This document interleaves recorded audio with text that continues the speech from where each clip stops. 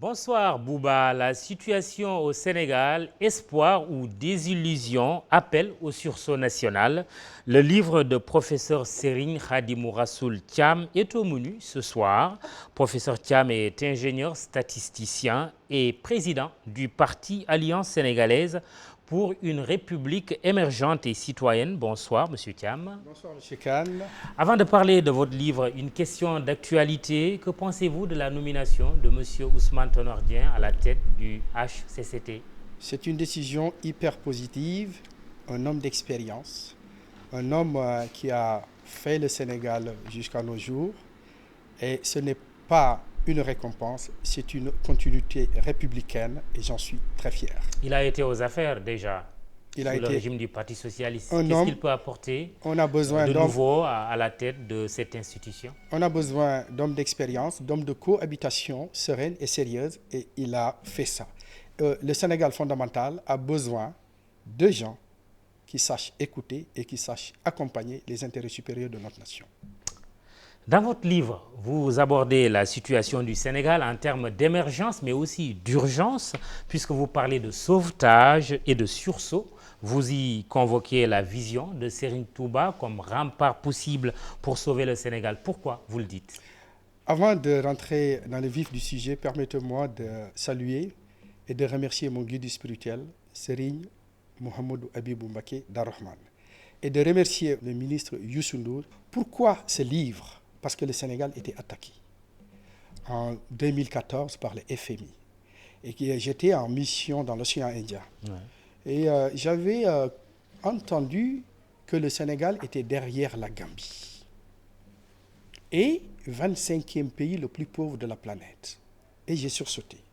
Je me suis dit non, c'est pas possible. J'ai été en Gambie, je connais la Gambie, je connais le Sénégal.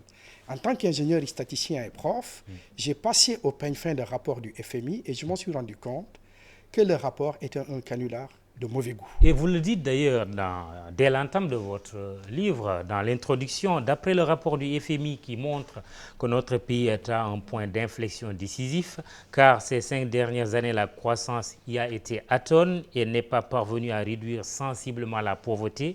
Ce rapport qui présente le Sénégal derrière la Gambie est-il un canular ou une réalité? Vous posez la question et vous y répondez. Oui, j'ai répondu parce qu'ils ont utilisé la notion de moyenne projetée. Ouais. Si je prends une playlist de 3 notes, pour ne pas être savant, 1, 12, 20, je peux en faire 6 positions. 20, 12, 1. Dans le premier cas, 1, 12, 20, c'est une trajectoire exponentielle qui monte. Dans le dernier cas, 20, 12, 1 est une chute libre hyperbolique négative. Perspective négative. Négative. Et à partir de là, c'est là où j'ai utilisé comme argumentaire sur le plan international pour démonter ce rapport. C'est pour ça qu'ils sont revenus au Sénégal, c'est déjugé, en disant que nous sommes à 6,5 points. Et là, tout à l'heure, si vous voulez, nous pouvons revenir sur les questions mais fondamentales qui touchent l'économie sénégalaise, qui est une économie de progrès. Avant d'y arriver, je repose ma question sur la vision de Serigne Touba que vous présentez comme rempart possible pour sauver le Sénégal. Pourquoi? Cela veut dire que quand on regarde ce que Serigne Touba Khadimou Rassoul a fait dans les itinéraires du paradis, il nous exhorte à user de nos valeurs fondamentales pour faire avancer l'économie nationale en nous basant seulement sur nos propres valeurs. Et quand on regarde, par exemple, les enfants de Serigne Touba Khadimou Rassoul, sur le plan de la formation de l'école, nous n'avons pas à aller chercher des exemples. Cheikh Mourtala Mbacké, 800 écoles Al-Azhar, 76 000 élèves, 1400 enseignants, 455 étudiants payés fis sabilillah. Et ce qui est extraordinaire, c'est qu'il n'y a aucune école Al-Azhar depuis que le Sénégal est Sénégal qui a fait grève. D'où nous avons des références par rapport à ça.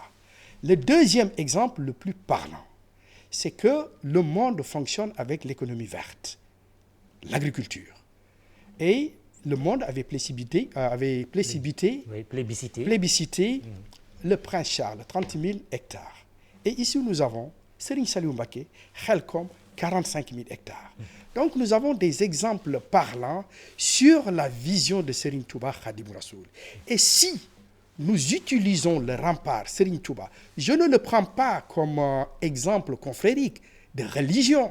C'est que Serigne Touba nous a montré En 1957, il n'était pas là en 1957.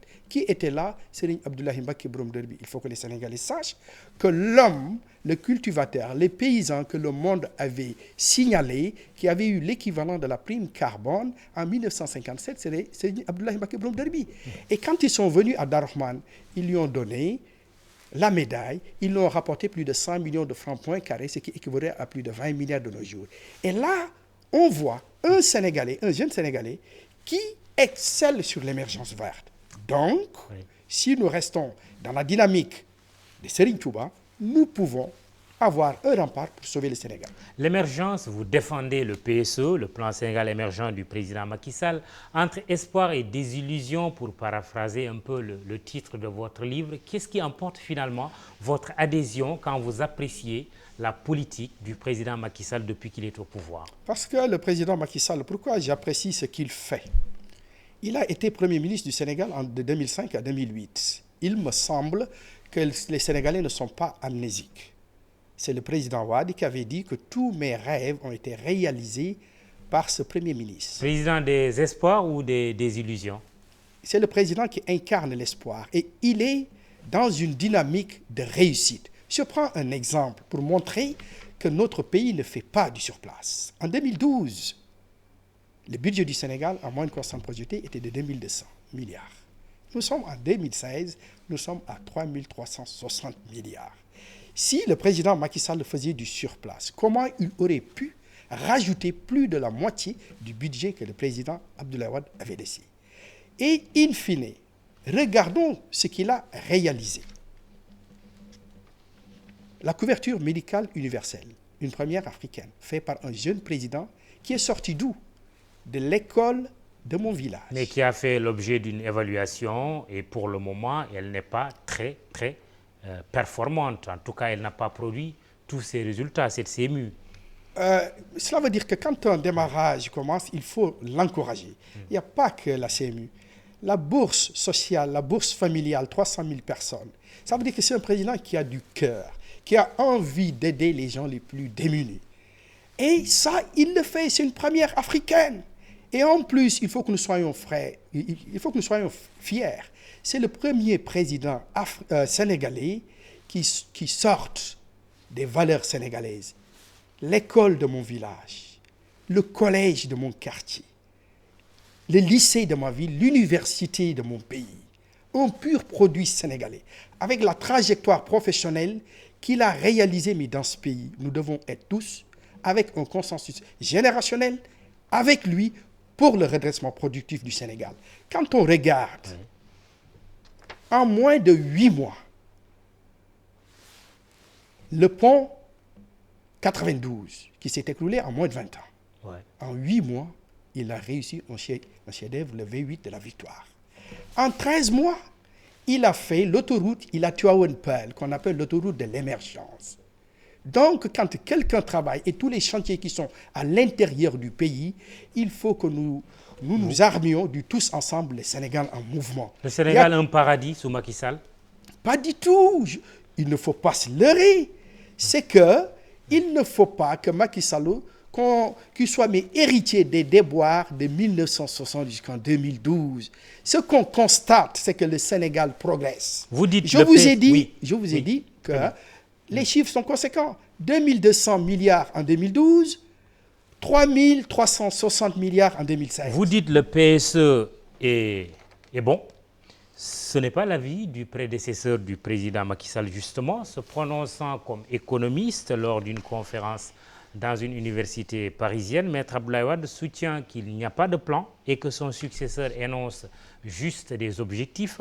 Son ancien et dernier Premier ministre Souleymane Ndéné Ndiaye parle de plagiat de la SNDS, Stratégie nationale de développement économique et social. Sur quoi fondez-vous votre appréciation positive du PSE? Déjà, les Sénégalais sont témoins que quand l'ex-président sortait du palais, il avait fait une déclaration, si mes souvenirs sont bons, que le président Macky Sall ne pourrait pas payer plus de 4 mois de salaire.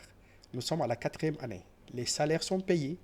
Avec l'aide de la France. Hein. Les salaires sont payés. Il a fallu que la France nous donne de l'argent pour payer les salaires. Les salaires sont payés, les per diem sont payés. Donc, si Le président Abdoulaye Wade, comme il le dit, fin économiste, sur ce plan-là, il s'est trompé lourdement parce que les salaires sont payés au Sénégal. Oui, sur le PSE. Il dit que ce n'est pas un plan, c'est un énoncé d'objectifs. Vous m'avez posé la question. Oui. Parce que le PSE est né de deux documents, le DSRP1 et le DSRP2. Parce que le Sénégal, en 2000, était considéré comme PPTE, pays pauvre, très endetté. Ouais. Et on a pu inverser cette tendance. En 2005, le Sénégal est devenu pays pauvre. Et d'où le Club de Paris, ils ont lancé le SNDS, Stratégie nationale de développement économique et social. Et il me semble que tout Sénégalais, tout citoyen, tout compatriote conséquent sache qu'il y a la continuité de l'État. Le DSRP1, DSRP2, nous sommes dans le DSRP3. Et Macky Sall coïncide avec ça. Est-ce que ça fonctionne? On a des résultats qui sont là. Quand on regarde, mais actuellement, au niveau de l'agriculture, mais depuis 2013, les paysans sénégalais sont contents. C'est insuffisant, je le reconnais. Oui. Il faudrait encore dynamiser notre économie de redressement. On vous trouve d'ailleurs réservé sur l'énergie, l'électricité en tout cas. À la page 25 de votre livre, vous dites actuellement le Sénégal ne dispose que de 550 MW par an pour une population d'un peu plus de 14 millions d'habitants depuis 1960. Le président Senghor en avait réalisé 280, le président Diouf 20 MW. En 20 ans, le président Wade en a fait 250 MW de plus. En 2020, la population sénégalaise sera de 18 millions d'habitants avec une capacité de distribution de l'électricité qui sera un problème majeur. Majeur, et ça, oui. C'est une réalité énergétique du Sénégal. Donc, moi, en tant que scientifique, je ne peux pas donner des analyses qui ne sont pas, mais des analyses probantes. Et à partir de là, j'ai fait ça pour alerter ceux qui dirigent le pays. En 2020, nous serons 18 millions de Sénégalais, 550 MW, avec les 125 plus les 20 que le président va inaugurer mais demain, nous aurions un déficit énergétique. Ça, c'est une réalité. Comment faire? Et je lance ce que j'appelle le projet 200 villages, 200 milliards. Non seulement ce projet va nous permettre de faire un retour à la terre pour 1 million de jeunes, et je vais décomposer ce projet. Vous allez créer 1 million d'emplois? Si vous m'écoutez, oui. On va les séquencer sur 5 ans. C'est 1 million d'emplois que vous allez créer? 200 000 par an. Oui, d'accord. Cela veut dire que dans chaque village, je mettrai 1 milliard. 100 millions pour le forage, parce que le rendez-vous de 2050, le problème de l'eau sera réglé. 300 milliards qui seront affectés à l'électrification au solaire si le village choisi n'est pas électrifié. Il me restera 600 millions. 400 millions qui seront affectés à 2 variétés agricoles par village. Je vais expliquer. Le village V1, si je demande à ce village de produire des carottes et des navets, le marché est potentiellement trouvé au Sénégal.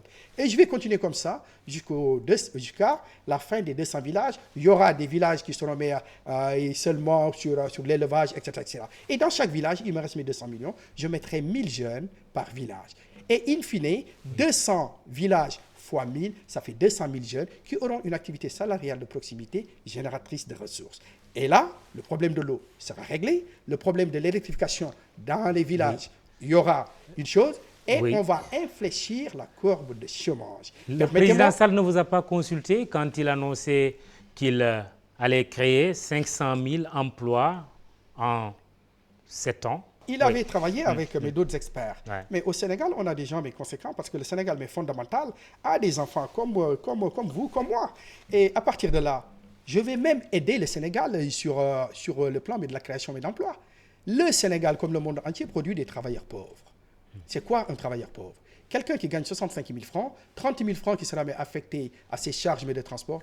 Avec 35 000 francs, il ne pourra pas gérer sa survie. D'où la nécessité de changer le calcul salarial. Oui. Parce que pour qu'une économie soit une économie de redressement, il faut nécessairement que les accélérateurs de croissance soient activés. Et le seul accélérateur de croissance, mon cher ami, que nous connaissons, c'est la masse salariale. Au Sénégal, il y a des travailleurs qui sont très pauvres. Et j'ai travaillé sur les 50 000 salaires les plus faibles. Et je ferai un relèvement jusqu'à 160 000 francs et je donnerai à 50 000 Sénégalais la possibilité d'espérer d'avoir une maison. Vous conviendrez avec moi que pour construire une maison, il faut au bas mot 5 corps de métier.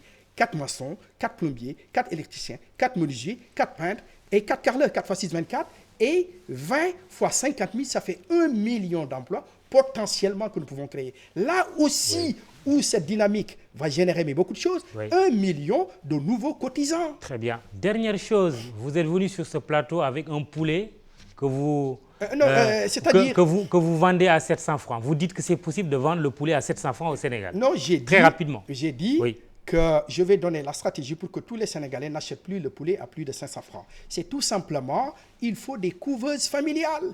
Je vais expliquer une couveuse familiale, mais c'est quoi? Quand on prend un frigo qui ne fonctionne plus, dans le frigo, il y a une résistance, il y a un ventilo, on prendrait l'électricien qui débute, il fait le couplage entre la résistance et le ventilo, ça tourne, je mettrai une plaque d'eau en bas, la plaque de couveuse en haut, avec 5 000 francs, on a 100 œufs, et tous les 40 jours, on a 100 poulets qui nous coûteraient moins de 500 francs. Et c'est ça que j'ai envie de montrer aux Sénégalais et leur disant que nous ne laisserons pas la tocardisation de la politique. Nous allons accompagner le président Macky Sall qui travaille avec brio, qui a de bons résultats. Mon parti, c'est le Sénégal.